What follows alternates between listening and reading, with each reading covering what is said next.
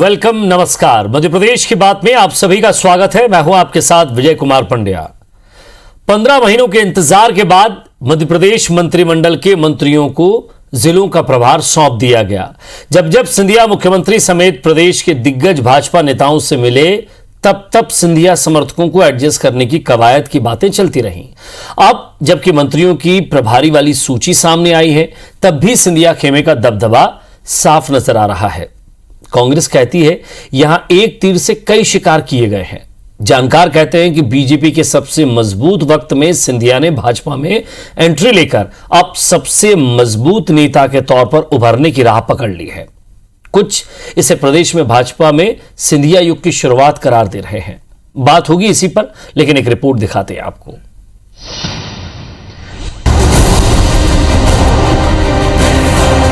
लंबे इंतजार के बाद मध्य प्रदेश में मंत्रियों को जिलों का प्रभार दे दिया गया, जिसमें तुलसीराम सिलावट को ग्वालियर और हरदा, गोविंद सिंह राजपूत को भिंड और दमोह, महेंद्र सिंह सिसोदिया को शिवपुरी, प्रद्युमन सिंह तोमर को गुना और अशोकनगर और सुरेश धाकड़ को दतिया का प्रभार मिला।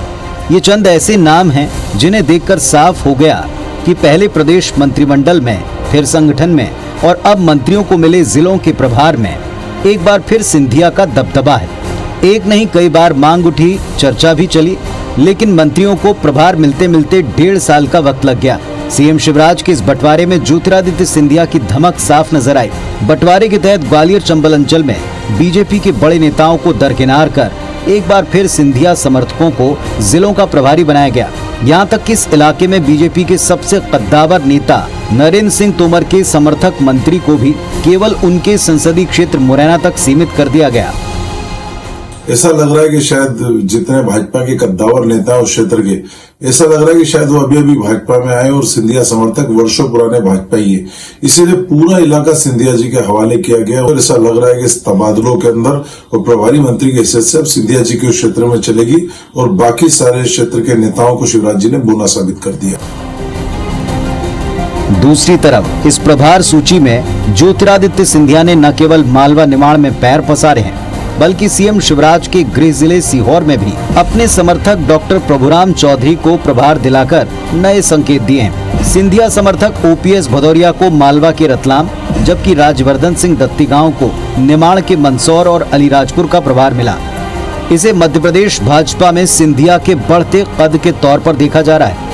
हालांकि सीनियर मंत्री नरोत्तम मिश्रा और गोपाल भार्गव को उनके कद के मुताबिक बड़े जिलों का प्रभार मिला है।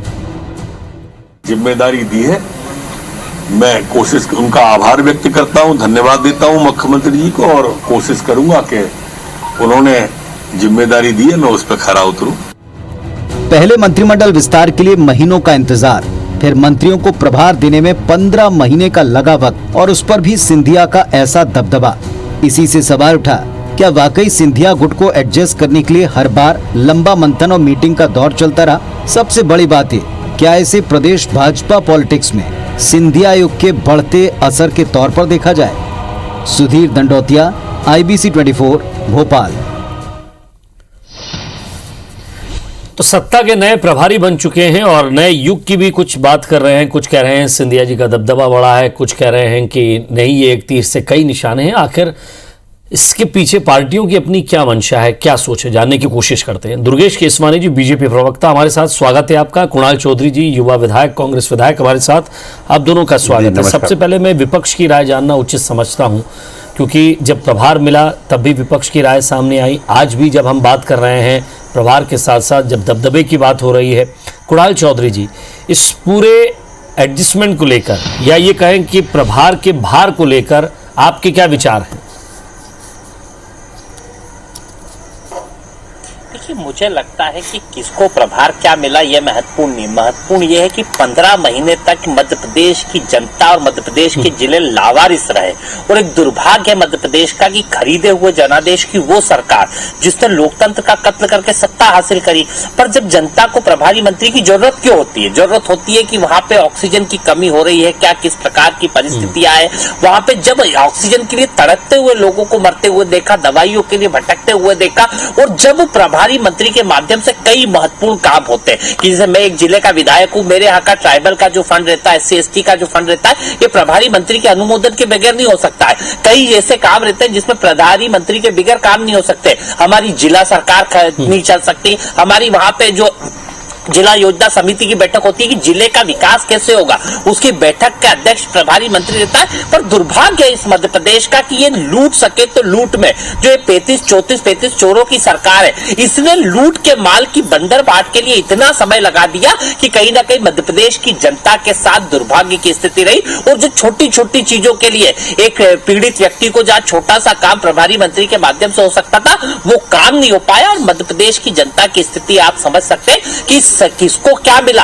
ये बंदर बाट की जो लूट है और इसमें जो लूटने का मामला है, क्योंकि ये माफिया तंत्र के द्वारा बनाई हुई इनकी सरकार है। पीछे से माफिया तय करता है कि हमें किसको क्या करना है। वो लड़ाइयां कैबिनेट के अंदर देख रहे हैं, लड़ाइयां आप इनके संगठन के अंदर देख रहे हैं, पर इसके अंदर जो पिस रहा है वो आम जनता है। चलो शुक्र है कि कम से कम आए तो सही। विजय बिश्नोई जी जैसे वरिष्ठ नेता जो भारतीय जनता पार्टी के, कई बार वो भी ट्वीट कर चुके हैं कि भैया प्रभारी मंत्रियों को बनाओ ताकि जनता को राहत मिले। आज 15 महीने अगर प्रभारी मंत्रियों को बनाने में लगे तो आप समझ सकते हैं कि किसान जो खाद के लिए क्यों परेशान है, आम जनता क्यों परेशान है। आम जनता के हाथ में कुछ नहीं मिला, सिर्फ अब इसलिए बनाए गए हैं कि एक जो सुनियोजित तरीके से अभी तक ट्रांसफर की लूट इनके इसमें चल रही थी, अब सुनियोजित तरीके से कैसे लूटा जाए जिले के अंदर के लोगों को भी, वो लूटने के लिए बंदर बाट के लिए यहाँ पे इन्होंने ये करा है।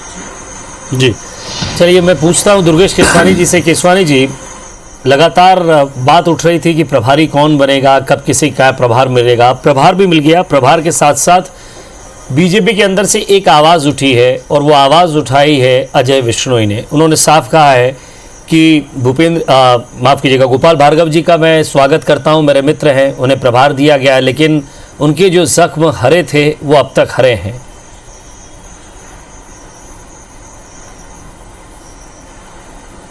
विजय जी, सबसे पहले तो मेरे कांग्रेस के प्रवक्ता साथी से मैं निवेदन करूंगा, वो विधायक हैं और संसदीय भाषा का अगर अपने बोलचाल में प्रयोग करेंगे तो उनको भी मजा आएगा, जो दर्शक सुन रहे हैं उनको भी मजा आएगा।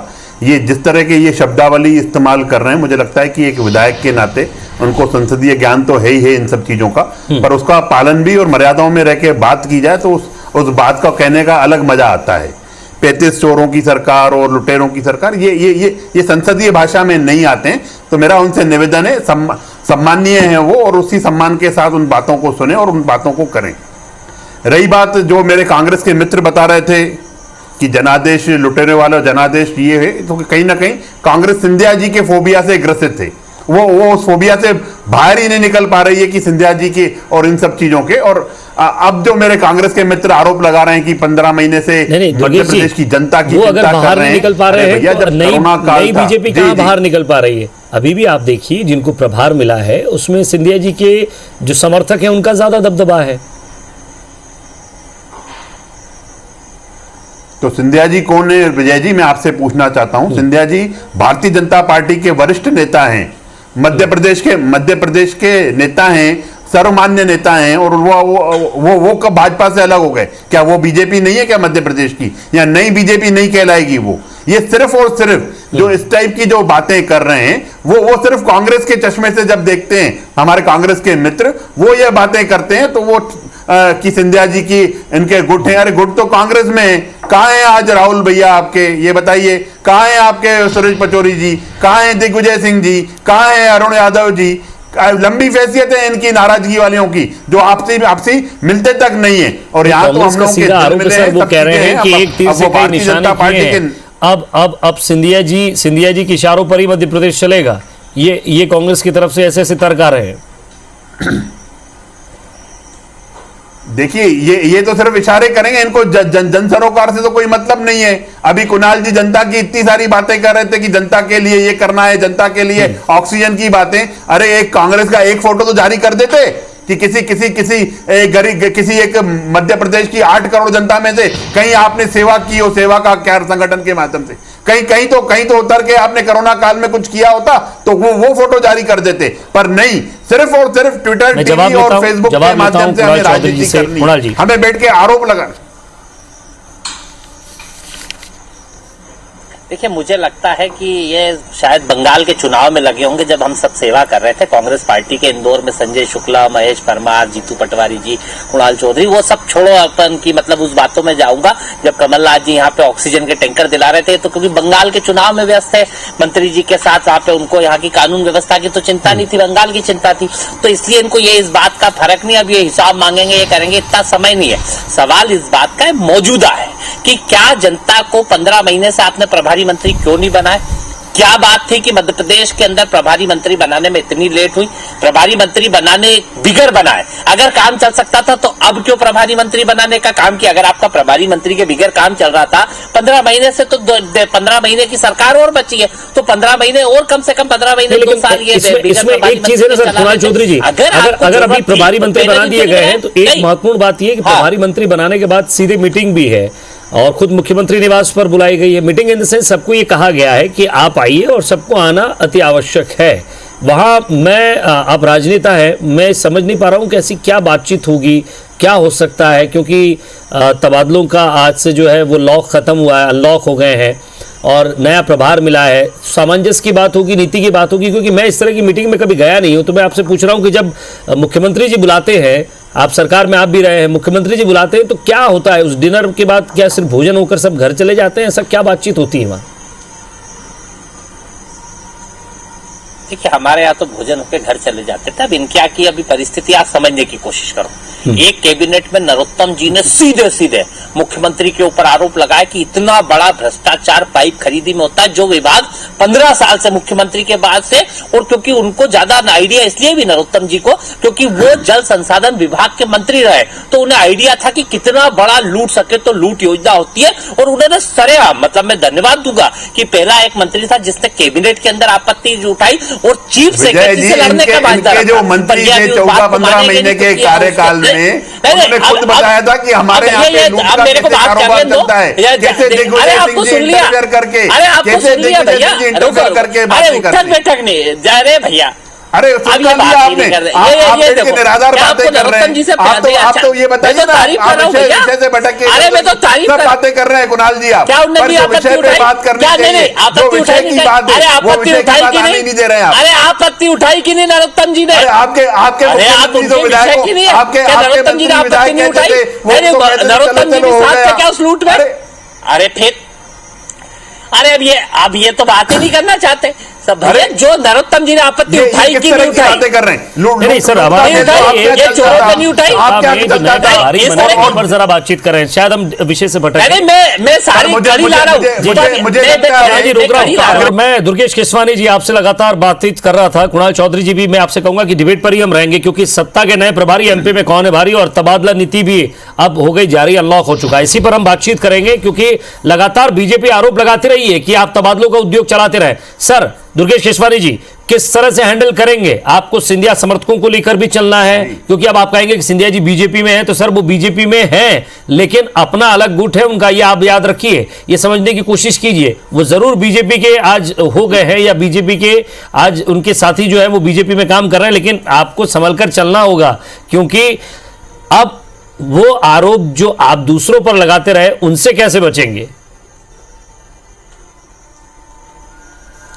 देखिए विजय जी, मैं फिर से इस चीज़ को क्लियर करना चाहूँगा कि कहीं कोई हमारे यहाँ गुटबाजी नहीं है। हमारे यहाँ सामूहिक निर्णय होते हैं और हमारा जो संगठन हमारे लिए सर्वोपरि है। विश्व का सबसे बड़ा दल हमारा दल है और निश्चित रूप से सब चीज़ें समन्वय से ही, आपसी बातचीत से ही होती हैं।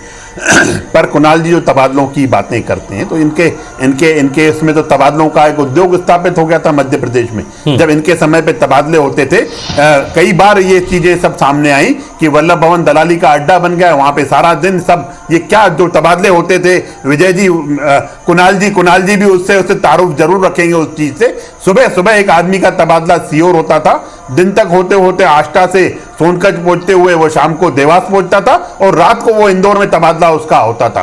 तो प्रीपेड और पोस्टपेड के इनके यहाँ स्कीम्स और रिचार्ज चलते थे हमेशा। आरोप भी हमने लगाया और उसको सिद्ध भी किया, पर कांग्रेस सिर्फ आरोप लगाकर बातें करती है। हमारे यहाँ कहीं कोई दिक्कत नहीं है। हमारे माननीय मुखिया श्री शिवराज सिंह चौहान जी हैं और जो हमारा संगठन और जो हमारे जो नीति के तहत होगा, हमने तबादला नीति भी इसलिए बनाई और इन्होंने तो उद्योग के रूप में स्थापित किया था। आज इनको जवाब देना चाहिए कि उस उद्योग को जो उन्होंने स्थापित किया था, पूरे प्रदेश को 15 महीने में 15 साल पीछे गर्त में धकेल दिया कमलनाथ जी ने। चलिए कुणाल चौधरी जी आपको क्या लग रहा है कि जो तबादला उद्योग का आप लोगों पर आरोप लगता रहा, आज 1 जुलाई है, आज से शुरू हो गए तबादले, यहाँ भी प्रभारी मंत्रियों को भी आदेश है कि वो कर सकते हैं। अब सवाल ये है कि अपनों को कैसे एडजस्ट करेंगे, संगठन को भी एडजस्ट करना है, प्रशासन को भी एडजस्ट करना है, पार्टी को भी एडजस्ट करना है। देखिए आप किस गलत फहमी में, इनकी 15 महीने की सरकार में हमारी सरकार से डबल तबादले हो चुके हैं, जो बिगर प्रभारी मंत्री के बिगर लोकल कंसर्न लिए हुए, और इसमें कितना माल चला अब इनको आइडिया होगा। ये तो ये उद्योग ये कह रहे हैं तबादले का, मैंने तो कोई उद्योग की बात नहीं करी, इनको उद्योग मालूम होगा। फिर आप झूठा एक आरोप लगा रहे हैं कुणाल जी, जनता इसको अच्छा नहीं समझती है। आरोप नहीं, आप बैठिए, अब आपकी सुन ली, उत्तर बैठक जब मध्य प्रदेश में बिजली नहीं दे पा रहे थे, जब कामगारों पे आरोप लगाते थे, अच्छे रोड नहीं दे पाए, तो आप उसकी गुणवत्ता की बातें करने लगे।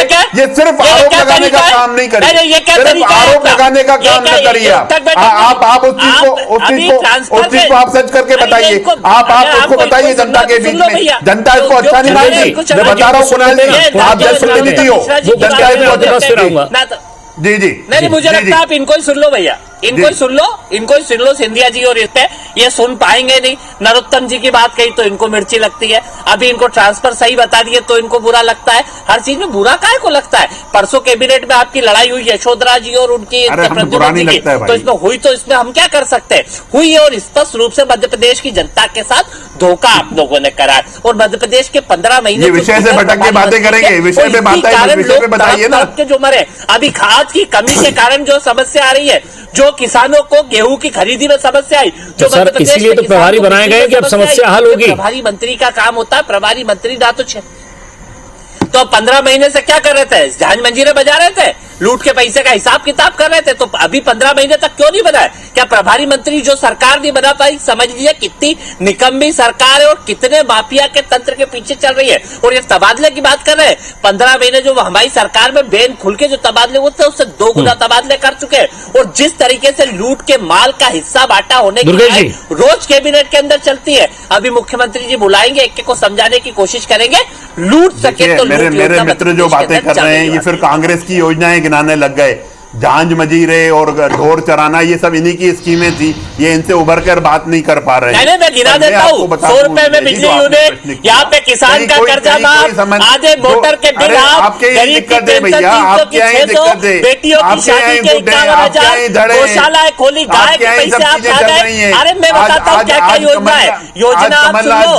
अरे कांग्रेस की सरकार थी, गरीब के बिल दिलाते थे, आप समझो। अरे मीडिया, अरे गरीब 8 करोड़ जनता के लिए माननीय शिवराज जी है, वो जनता को भगवान के रूप में मानते हैं, मध्य प्रदेश की जनता को। ये सिर्फ आरोप लगा भर देखा हमने, कल आपके मंत्री ने क्या कार्रवाई करी? एक लास्ट सवाल मैं आपसे जानना चाहता हूं, मैं 10 सेकंड आपको भी देता हूं। कुणाल चौधरी जी 10 सेकंड आपको एक सवाल पूछना चाहता हूं। कुणाल जी आपसे शुरुआत कर रहा हूं, क्या लग रहा है आपको नए प्रभार वाली ये जो सरकार है, जो मंत्री हैं जिनको सरकार ने प्रभारी बनाया है मंत्रियों को, आपको लग रहा है जो आप चाह रहे हैं, एक विपक्ष चाह रहा है, जो समस्याएं लोगों की वो हल हो पाएगी? क्योंकि जिन मंत्रियों पर आरोप लगा रहे हैं वही तो प्रभारी हैं, आपके जिले के भी प्रभारी हैं, आपके विधानसभा क्षेत्र में भी कुछ प्रभारी आएंगे। आपने विचार देख ही लिए होंगे, परसों एक मंत्री के पास कुछ पालक गए थे तो बोले जाओ मर जाओ, यहाँ पे सीधे कहते हैं। एक के ऊपर पेट्रोल का भाव का पूछा तो बोले साइकिल चलाओ।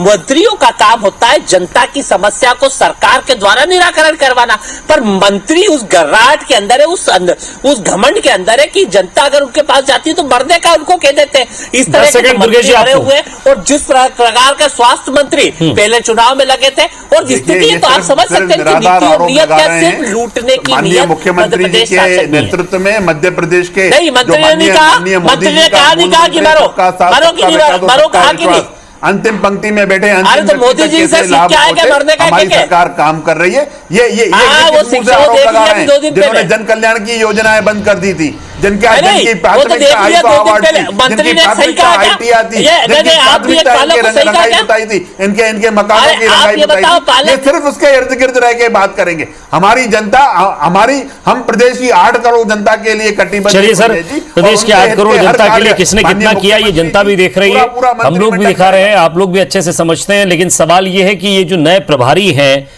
इसमें भारी कौन है? सवाल मेरा ये था, किसका दबदबा है? सत्ता का अब नया केंद्र कौन होने वाला है? क्या वाकई कोई नया चेहरा उभर रहा है? तमाम अटकलों पर बातचीत की, आप दोनों ने अपना अपना पक्ष रखा। शुक्रिया दुर्गेश जी आपका, कुणाल चौधरी जी आपका भी नमस्कार।